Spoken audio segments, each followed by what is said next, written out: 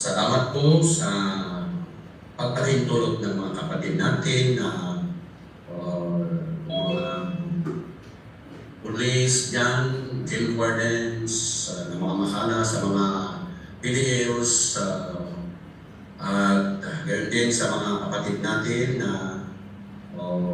in charge dito sa jail ministry sa buong sanlibutan. Salamat po sa pag-pahintulot ninyo sa akin na bahagi ang salita ng Panginoon at po ay nagagalak na ibahagi ang salita ng Diyos sa bawat isa.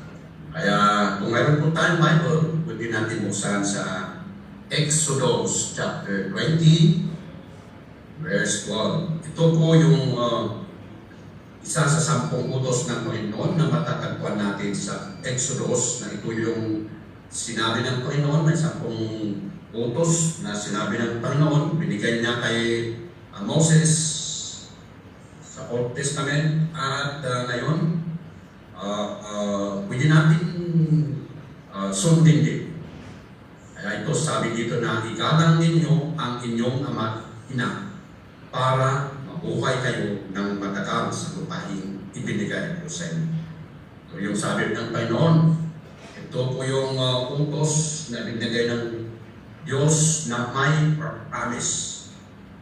Ang promise po ay magkaroon ka ng matagal na buhay. Mabuhay ka, sabi dito na para mabuhay tayo ng matagal sa lupaing binigay ko sa inyo.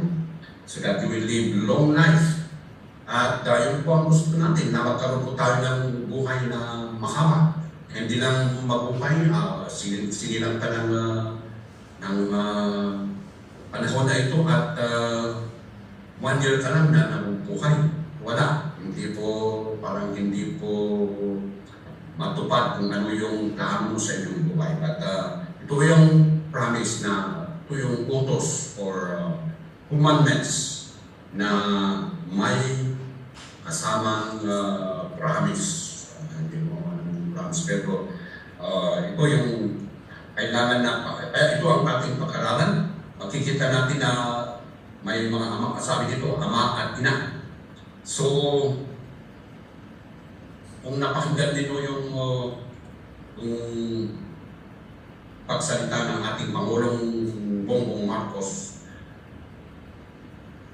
nung tinawag ko siya na magsalita sa Women's Conference, at Women's World Women's Conference, at nabanggit po niya, nasabi po niya na may dalawa pong party ng ating lipunan. At ano po yung dalawang party ng ating lipunan? Ang babae at lalaki. Ang babae, siya po ang maging ina. Kasi ngayon pala, kahapon dyan, ito po yung sabi nila na Mother's Day. So, mga mothers, Happy Mother's Day sa lahat ng mga ina. Ito po ang araw ninyo. At sa susunod na buwan din, sa June, yun po din ang sinasabi nila na Father's Day. Pero ngayon, ito yung panahon ng mga mothers. So, Happy Mother's Day dyan sa hapon dyan or yesterday dyan sa Philippines. Kaya ang mothers or women, ang mga babae, sila ang maging ina. Ang mga lalaki rin, sila ang maging ama pag sila po ay magkakaroon ng pamilya. And kaya nga, ang dalawang party po ng lupain o lipunan ng mga tao is babae at lalaki. At kailangan po na ito ay para matupad po yung gusto ng Panginoon dito sa mundo. Kailangan po yung magamit itong dalawa. Hindi lang yung isang party ang magamit, kundi ay din yung dalawang party. Yung dalawang party, babae at lalaki. Ano po yung gusto ng Panginoon sa kanyang linikha na tao? Sabi niya na magparami kayo para you will rule the earth, sabi doon. But ang aking tutunghayin ay tungkol po sa mga babae. Kasi ang babae, mayroon pong representasyon ito. Ang una pong representation ng mga babae is dito sa Genesis chapter 3, verse 20, na ang mga babae, sabi dito na si Adan po ay kung kauna-unahan na lalaki na nilikha ng Panginoon. At bago nilikha ng Panginoon si Adan ang nauna. Sabi dito na pinangalanan ni Adan ang asawa niya na si Eva. Asawa niya na si Eva. Dahil siya ang magiging ina ng lahat ng tao. So si Eve or si Eva ay naging ina ng lahat ng mga tao dito sa buong mundo. Siya yung kauna-unahan na tinawag na mother, ina ng mga tao. And so, ang ina, kung pag-aral natin, mayroon pong pagkakaiba yung karakteristik ng mga ina kaysa mga ama. At ang ina, siya ang pwedeng makapangat, yung pwedeng isilang yung mga bata. Pero yung lalaki, hindi po pwede na yung lalaki ay manganganak. Ang babae lang ang pwedeng manganak. They are the one that are eligible for giving birth. Yung mga lalaki, hindi. And dalawa lang, sabi ko, dalawa lang ang party na pinikha ng Panginoon, ang sex or klase ng tao na pinikha ng Panginoon, babae at lalaki. Wala po yung iba dyan na klase ng text na ginawa ng Panginoon. So, ang babae, sila po ang magiging ina at sila po ay magkaanak, ay sila po ay magkaroon ng pamilya or asawa. Ang anak po yung babae. Karamihan po, kasi baka may nagsasabi dyan, paano yung mga babae na hindi ko nanganganak. Pero in general, sa karamihan, lahat ng mga babae, pag sila po ay magkaroon ng asawa, sigurado na po ay nanganganak. And so, that is isang representasyon po ng babae or mother. They are the one that will give birth physically. And sa Isaiah chapter 49, chapter 49 verse 15, yung sabi doon na sa verse sa verse 15, sabi doon, pero sumagot ang Panginoon, makakalimutan ba ng isang ina ang kanyang anak? Hindi ba niya pagmamalasakitan ang isinilang niyang sanggol? Maaring makalimutan ang isang ina, pero ako, sabi ng Panginoon, hindi makakalimot sa inyo. God, hindi, ang Diyos ay hindi nakakalimot sa atin. Kahit na yung mga ina natin, nakakalimutan tayo. Pero yung mga ang Diyos, hindi niya tayo kinakalimutan. So, kahit na anong mangyayari, kung ang ina ay hindi niya makakalimutan ng kanyang anak, isinilang, mas lalo pa sa Panginoon. And so, ito yung isa na representasyon ng mother. They are our physical mother. Wala pong tao na nandito na walang pinanggalingan na ina. Lahat po tayo, may pinanggalingan po tayo ng ating ina. Maliban lang, kaya wala pong tao na lumabas. Hindi po tayo yung nanggaling sa monkey. Tayo po ay nanggaling sa ating ina. Kaya kahit na balik-balik ka rin natin yan, mayroon po tayong ina. At sabi ko sa salita ng Panginoon, we need to honor, kailangan po nang igalang natin ang ating ina para magkaroon po tayo ng mahabang buhay. And totoo yan. Kasi may nakita ko na kinakalaban niya yung kanyang pamilya, yung parents, kanyang ama. Nung nangyari, siya ang naunang namatay kaysa yung kanyang ama. And hindi po magkakamali ang salita ng Panginoon. Ang pangalawa pong representasyon ng mother is, ang mother din, nire-represent din ng mother ang simbahan or church, iglesia. Now, ang iglesia po ay hindi yung structural na building, na yung napatayo na building, kundi ang iglesia, ito po ay nanggaling sa Greek word na iglesia, means called out one. Yung mga tao, ito po yung itatawag na iglesia. We are called church. Kung ikaw ay isang naniwala kay Jesus, tinanggap mo ang Panginoon sa inyong buhay, you are considered as a church. We are the body of Christ. Hindi po yung structure, yung mga building, kundi ikaw po yung tao na tumanggap kay Jesus. So, ito ang isang representasyon ng mother. And kahit kagaya ng ina, at kagaya ng isang bata, na kung wala yung ina, hindi po walang tutulong sa bata na para lumaki. And then, ganun din sa church, kailangan natin ang iglesia, simbahan ng Panginoon, para tayo rin ay lumaki sa spiritual. We are born spiritually, tinanggap natin ang Panginoon sa ating buhay. Now, we need to part of a local church or ang local churches tinatawag nila is of believers. Kahit na isa o dalawa, sabi doon, andyan ako sa gitna. Kaya ang minimum na number ng iglesia or simbahan is dalawa. Kaya kahit tayo dyan na nandun sa bilangguan, kung tayo po ay nagsama-sama, o kayo dyan, at nananalangin, nagsasama sa Panginoon, they are also considered as a church. Pero hindi lang tayo dadalawa dyan, marami kayo dyan. And that's why, kahit na wala yung structure na building, kung ang tao ay talagang naniwala sa Panginoon, at nasa Kanya ang Diyos, nasa Kanya si Jesus, ang inyong kasama rin ay nasa inyo ang Diyos, you are called a church.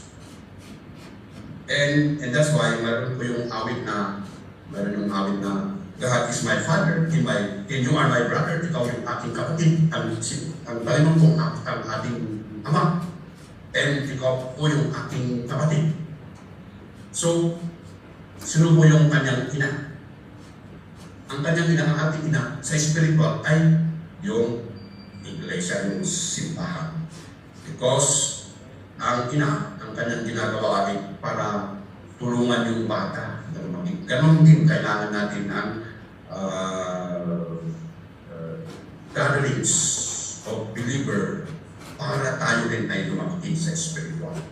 Sa Hebrews chapter 20 verse 25, sabi doon na huwag po natin kalimutan ang ating pag-tipon-tipon.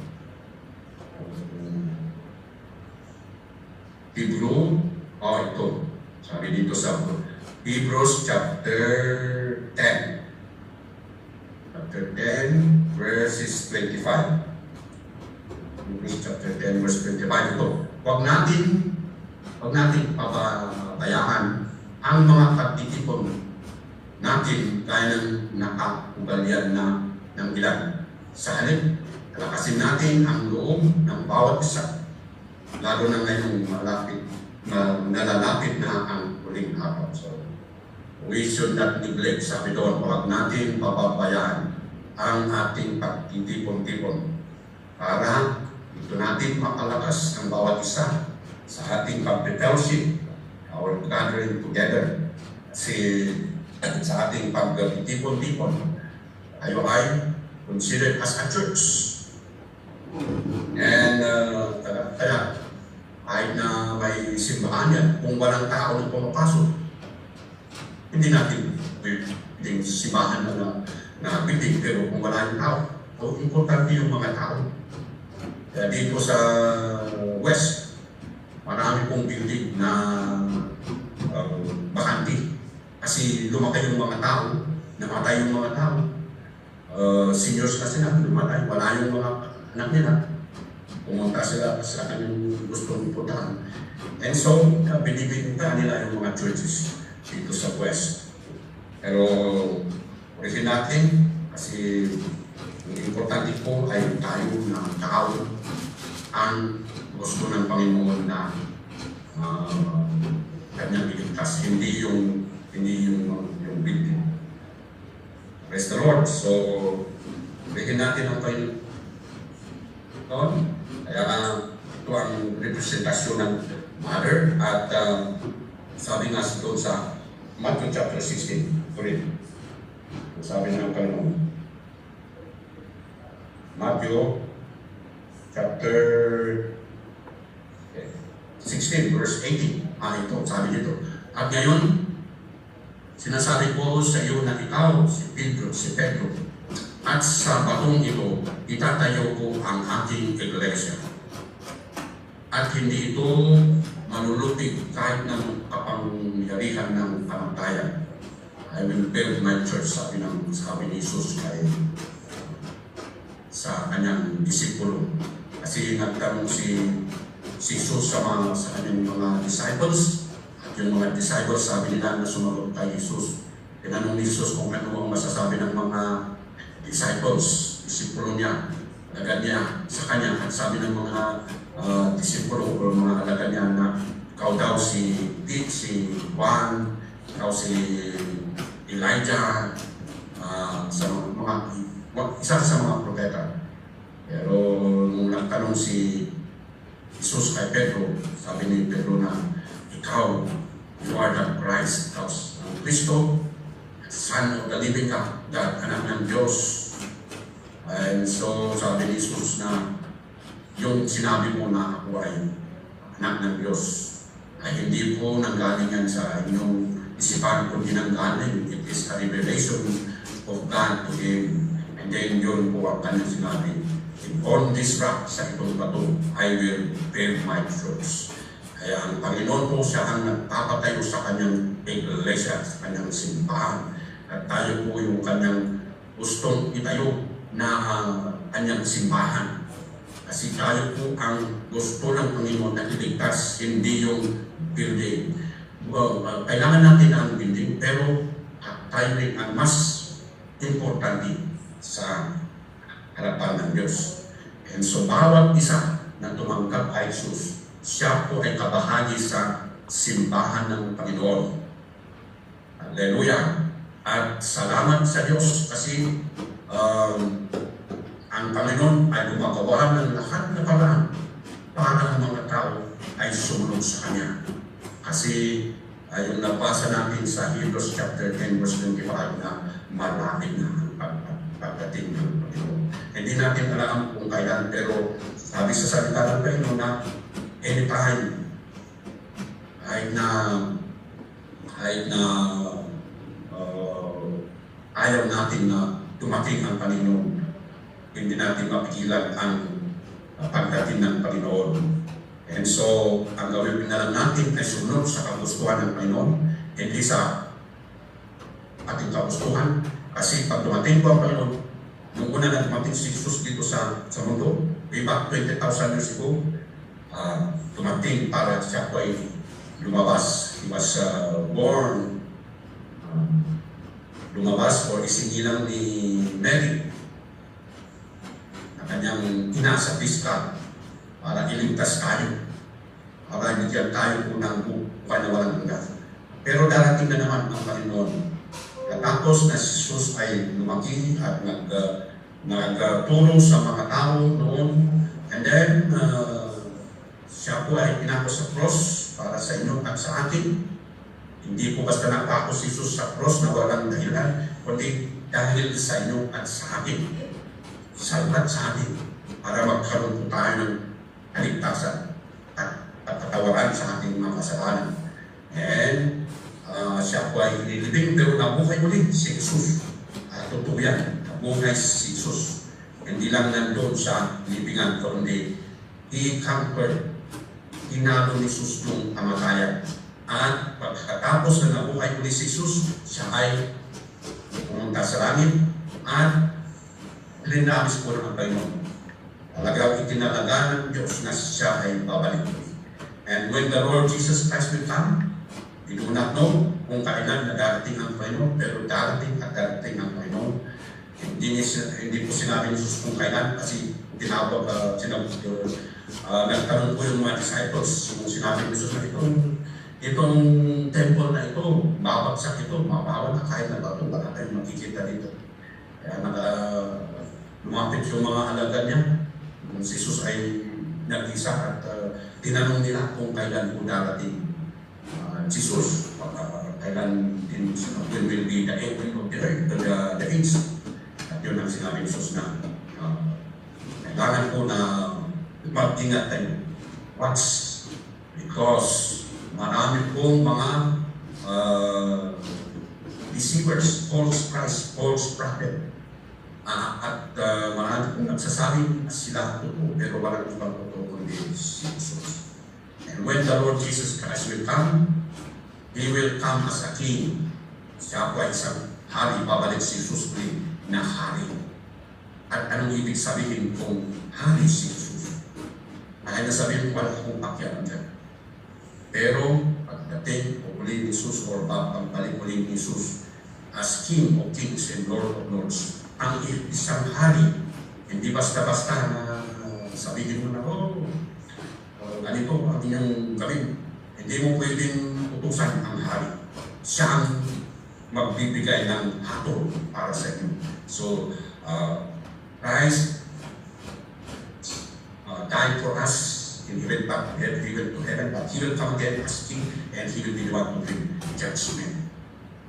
And that's why habang hindi pa dumating ang Panginoon, ito na ang panahon na kailangan po nang ihanda natin ang ating buhay, maniwala kay Jesus, sumunod sa utos ng Diyos, para pag dumating ulit si Jesus sa ayaw at gusto mo man, darating ang Panginoon. Whether you believe it or not, Christ will come back again. And we need to be prepared. Kailangan po nang handa tayo, hindi lang huwag natin hintayin na dumating ang Panginoon. Pero ngayon, habang mayroon po tayong panahon, gawin natin ang ating makakaya na magsindihan, sumunod sa utos ng Diyos. Praise the Lord. Now, pangatlo na representasyon ng mother is, ang una is, it represents our physical mother. Tayo po ay lumabas dito sa mundo.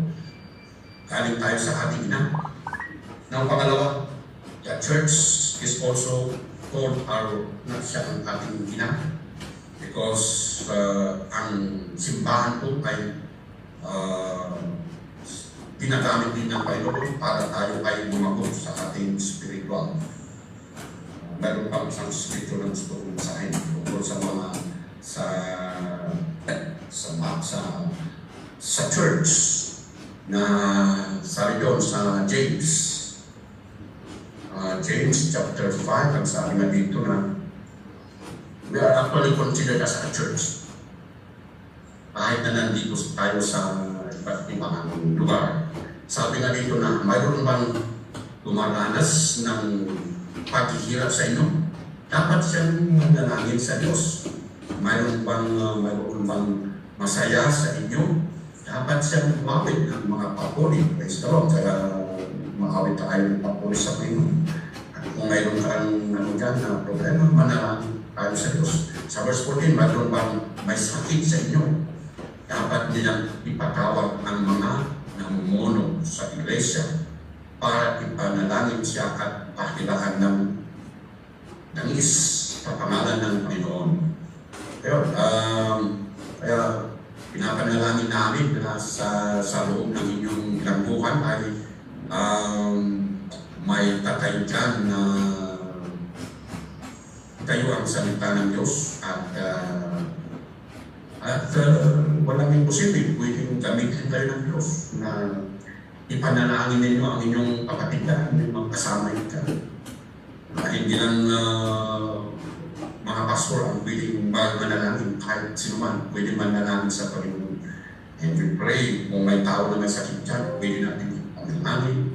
We are praying for you, actually, kayo, mga nandyan sa pinanguhan, buong sanlibutan, nananalangin para sa inyo. Praise the Lord sa ministry na ito na ibinigay ng Panginoon sa bawat sa atin. Because we are global, hindi lang yan sa Philippines, kundi we are global.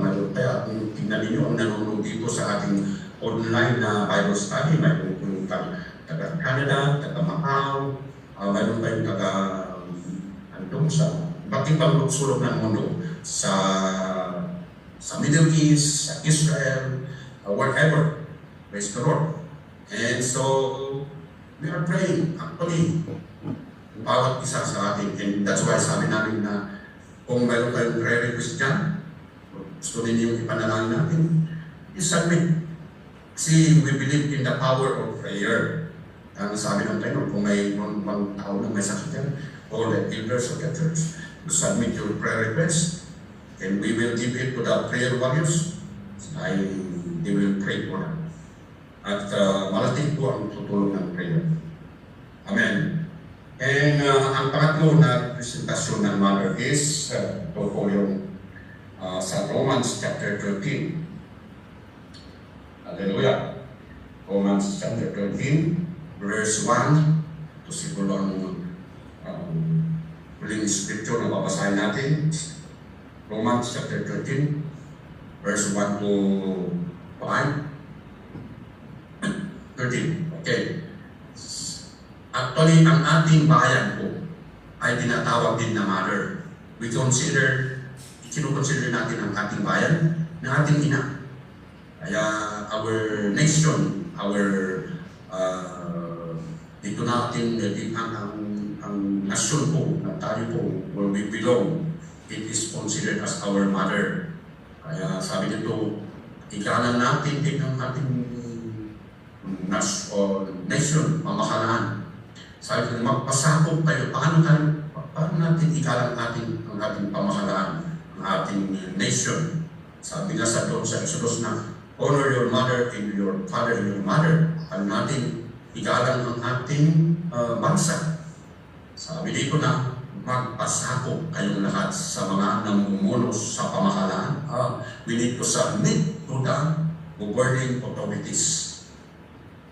Yun po ang isang paraan para ikalan natin. Kasi pag sinusway mo ang utos ng inyong pamahalaan, hindi mo tinagalan ang inyong bayan, pamahalaan. Sabi dito, sapagkat ang lahat ng pamahalaan ay nagmula sa Diyos at siya ang naglagay sa mga namumuno sa kanilang pwesto. So, yung mga authorities, ang Diyos po ang nagbigay dyan. Ginamit ng Panginoon yung mga tao para iboto natin sila. At yung ginamit ng Panginoon ng tao.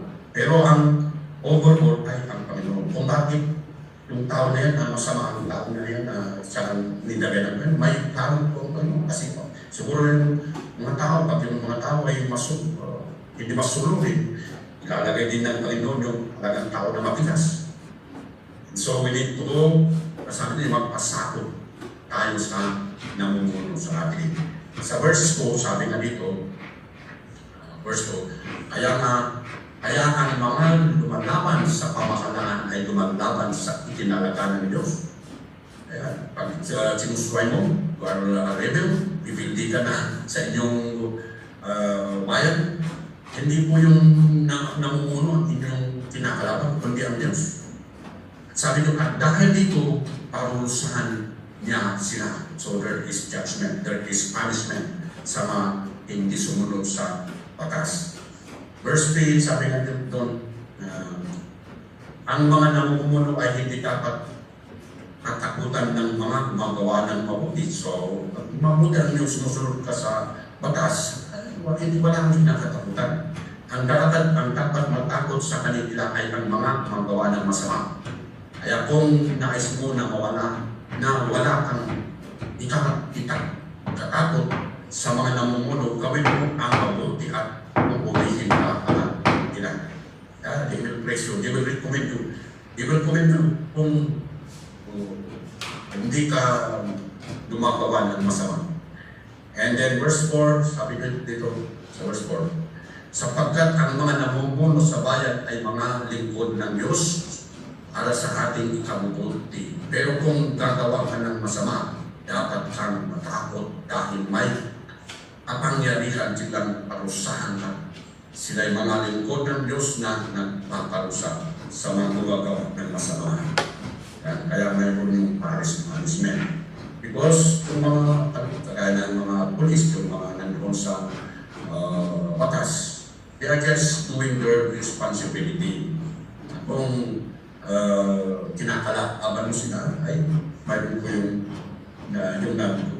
naglagay sa kanila dyan, ang Diyos na naglagay sa kanila, yun ang inyong kinakalaban. Sa verse 5, that's also is, kaya magpasakop kayo sa pamahalaan, hindi lang para makiwasan ang parusa, kundi kahit ito ang arapat gawin. Amen. So praise the Lord. Ito po, ito natin tatapusin ang ating Bible study at tayo po ay lumukunan naman natin. Panginoon, kami po ay nagpapasalamat sa inyong salita na aming napakinggan sa oras na ito. Basbasan mo po ang bawat isa at ikaw po ang nagpapuri at pasasalamat sa pangalan ni Jesus. Amen. Amen. Thank you. God bless. Ibigay ko po sa mga dito.